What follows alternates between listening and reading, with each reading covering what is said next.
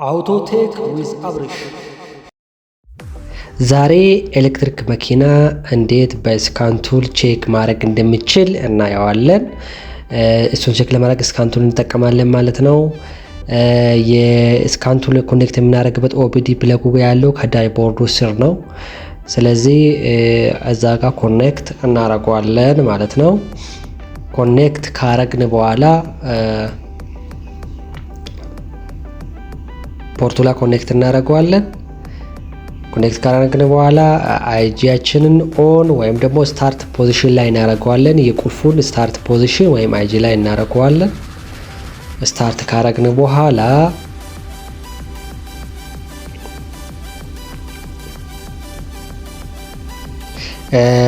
ኮምፒውተሩ ጋር ሄደን ሶፍትዌሩን ወይም ደግሞ አፕሊኬሽኑን አናሊሲስ የምናደርግበት አፕሊኬሽን እንከፍተዋለን።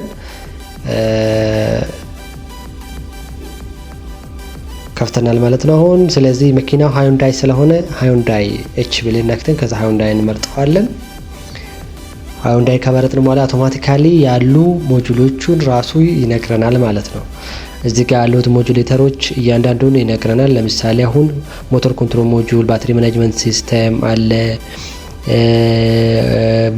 ብዙ ኮምፒውተሮች አሉ እና እያንዳንዱን ይነግረናል ማለት። ቻርጂንግ ኮንትሮል ሞጁል አለ፣ ኤቢኤስ አለ፣ ብዙ ሞጁሎች አሉ። ስለዚህ እያንዳንዱ ሞጁሎች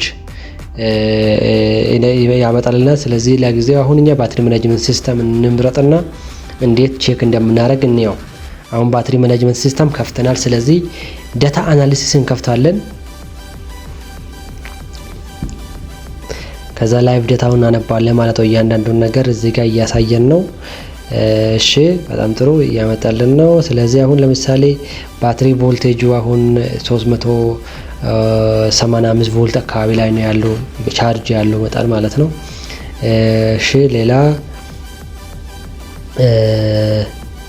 ማክሲመም ሚኒመም ሴል ቮልቴጁ 3.92 ቮልቴጅ ነው እያሳየ ያለው እዚህ ላይ። እንደዚሁም ደግሞ ማክሲመም ሴል ቮልቴጅም እንደዚህ 3.92 ቮልት ነው ያሳየው ያለው እዚህ ላይ። ይሄ በጣም ቆንጆ ነው። ኖርማል ነው። ቴምፕሬቸርም እንደዛው 80 ዲግሪ ሴልሺየስ ነው። እሱም ጉዱን ቆንጆ ነው። እያንዳንዱ ነገር በዚህ ሁኔታ እና ከዛ በኋላ ከስታንዳርዱ ጋር ኮምፔር እናደርገዋለን ማለት ነው።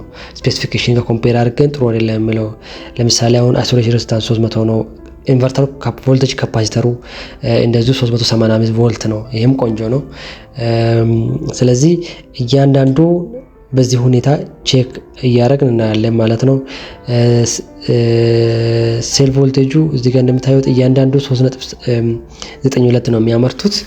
ስለዚህ ሁሉም አጠቃላይ 98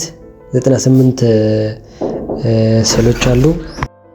ስለዚህ 98ቱም ሴሎች በ3.795 ብናባዛ ወደ 380 ቮልቴጅ አጠቃላይ ያመርታሉ ማለት ነው። እና ስለዚህ እያንዳንዱ የሚያመርቱ 3.9 ሲባዛ 380 ቮልት ይሆናል ማለት ሲባዛ አጠቃላይ ሊያመርት የሚችለው ማለት ነው። ስለዚህ በዚህ መልኩ እያንዳንዱን ማየት ቼክ ማድረግ እንችላለን። አሁን ስቴት ኦፍ ቻርጅ ለምሳሌ 78% ላይ ነው ያለው። ይሄን ከፍተን ነው ለምሳሌ ማየት እንችላለን። በግራፍም ከፈለግን በግራፍ ማየት ይቻላል ማለት ነው። ይሄ አሁን እዚህ ኢንዲኬት የሚያደርጉት እዚህ ላይ ያሉትን ነገር ከስታንዳርድ ጋር ለኮምፔር አድርገን ነው ጥሩ ነው አይደለም ብለን የምናየው ማለት ነው። ስለዚህ በዚህ መልኩ እያየን የመኪናችን ፐርፎርማንስ ማወቅና መረዳት ይቻላል ማለት ነው። ይሄ እሺ። ከዚህ ቀጥሎ የምናየው ዳታ አናሊሲስ ነው። ዲቲሲ ነው። ዳታ ቴብል ኮድ ነው። ስለዚህ እዚህ ላይ ምንም ኮድ የለም፣ ፎልት ኮድ የለም። ስለዚህ ቆንጆ ነው። ቢኖር ግን አይተን ቼክ አድርገን ካስተካከልን በኋላ እናጠፋዋለን ማለት ነው። ፕሮብሌም ሶልቭ ካደረግን በኋላ ከዚህ ቀጥሎ እንደዚሁም ደግሞ አክቹዌሽን ቴስት እናያለን። አክቹዌሽን ቴስት ማለት እያንዳንዱ አክቹዌተሮችን ቴስት ማድረግ፣ ማየት፣ መፈተሽ ማለት ነው። ለምሳሌ አሁን ሜን ሪሌ ማለት ትልቅ ሪሌ ናቸው ኤሌክትሪክ መኪኖች ላይ ያሉት። እነዛ ሪሌዎች ይሰራሉ ወይ አይሰሩ የሚለው እያንዳንዱ እዚህ ጋር ኢንዲኬት የተደረጉ ኮምፖነንቶችን ተራ በተራ እየከፈትን ሰሌክት እንለዋለን። እንደዚህ ሰሌክት ካረግን በኋላ ስታርት ስንለው እያንዳንዱን አክቹዌት አድርጎ ይሰራል ማለት ነው። ኦፕሬት እያደረግን ስታርት እያደረግን እያንዳንዷን ቴስት አድርገን ድምፅ ነው የምንሰማው። ክሊኪንግ ድምፅ ሳውንድ ነው የሚያሰማን። በዛን ጊዜ ላይ መስራቱንና ለመስራቱን ማወቅ እንችላለን ማለት ነው። በዚህ መልኩ ነው ቴስት የምናደርገው። እያንዳንዱን ስታርት እያደረግን እያንዳንዱን ቴስት ማድረግ እንችላለን። ቴስት እናደረግን አይጂ ቁልፋችን ኦን ፖዚሽን ላይ መሆን አለበት። ኦን ላይ እያደረግን ማየት ይቻላል ማለት ነው። ስፔሻል ፋንክሽኖች ደግሞ ኮምፒውተሮች ካልብሬት ለማድረግ ኮንፊገር ለማድረግ ለብዙ ነገሮች ይጠቅማሉ። ስለዚህ ዛሬ አጠቃላይ ስለ ባትሪ ማኔጅመንት ሲስተም አይተናል። እንዴት ኤሌክትሪክ መኪና ላይ ባትሪ ቴስት እንደምናደርግ፣ በተለይ ባትሪ ማኔጅመንት ሲስተም እንዴት ማግኘት እንችላለን፣ ከስታንዳርድ ጋር እንዴት ኮምፔር ማድረግ እንችላለን ኤሌክትሪክ መኪና ላይ።